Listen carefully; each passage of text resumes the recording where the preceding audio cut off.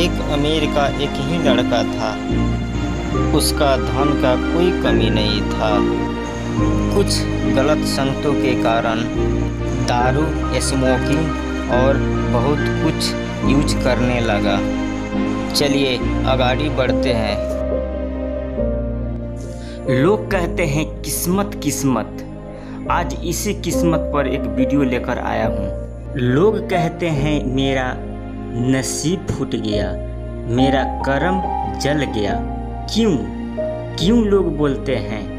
ना ही किसी का नसीब होता है, ना ही किसी का कर्म जलता है।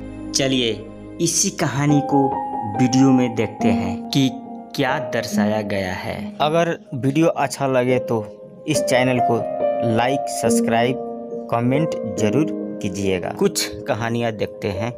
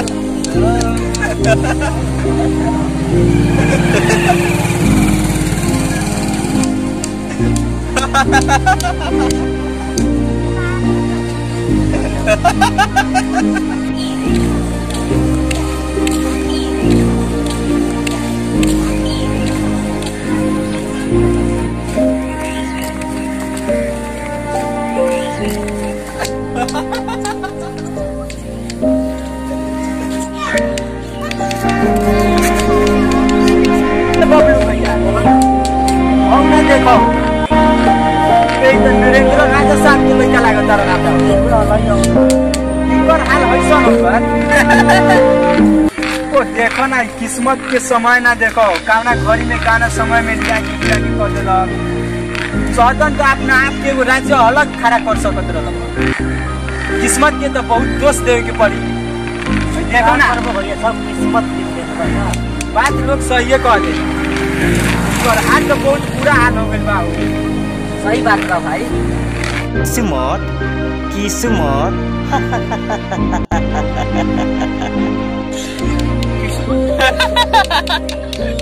किस्मत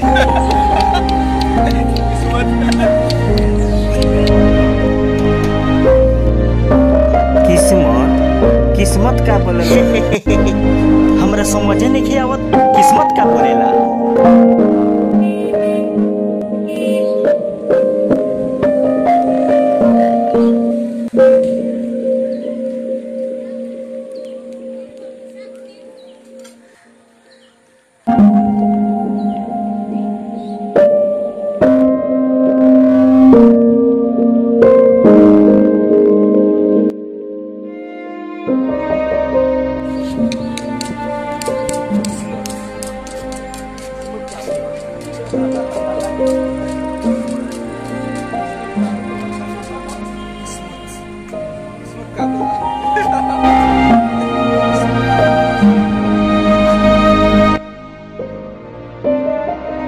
हाय रे बेटा, किस्मत किस्मत कहता।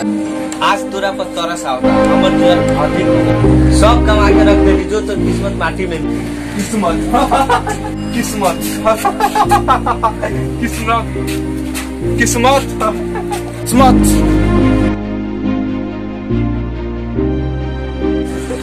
किस्मत किस्मत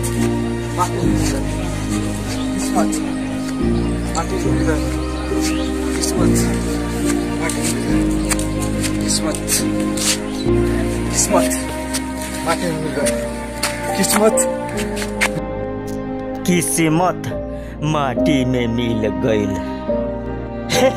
माटी में मिल गई।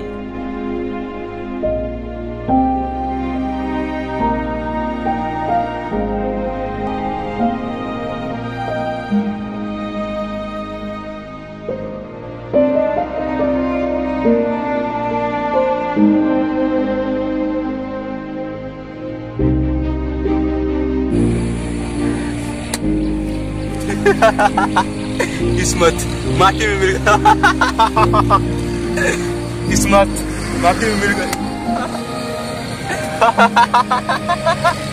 किस्मत माटी में मिल गई। किस्मत माटी में मिल गया। आज बात रही कथी करता आज वाह देखी तो माटी में का करता टे किस्मत कथी रहत का किस्मत किस्मत